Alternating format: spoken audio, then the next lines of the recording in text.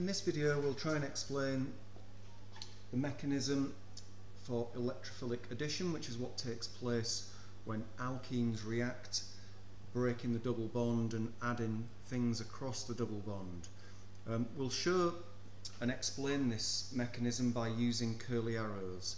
Now, if you're an A-level student, this may well be the first time you've come across curly arrows, and curly arrows show the movement of a pair of electrons. So let's try and explain a little bit about that first. So let's take a bond between two things, we'll call them A and B. Now that bond is a pair of electrons. Now when this bond breaks, as far as our A-level mechanisms are concerned, these electrons are either going to go to B or to A.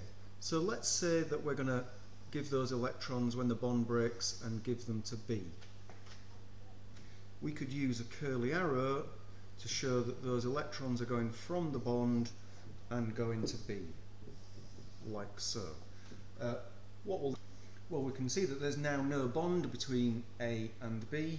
The other thing being that A has lost an electron and will become positive, B has gained an electron and becomes negative.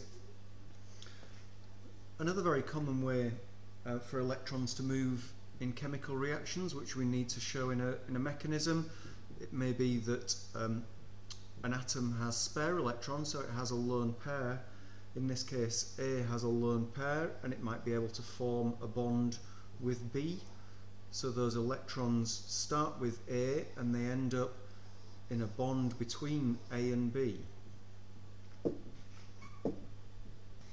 So our curly arrow, starting from the double bond, going somewhere towards B, could show this,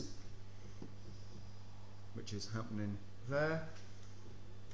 Now in this case, A has effectively lost an electron and B gained one. Probably won't see that very often.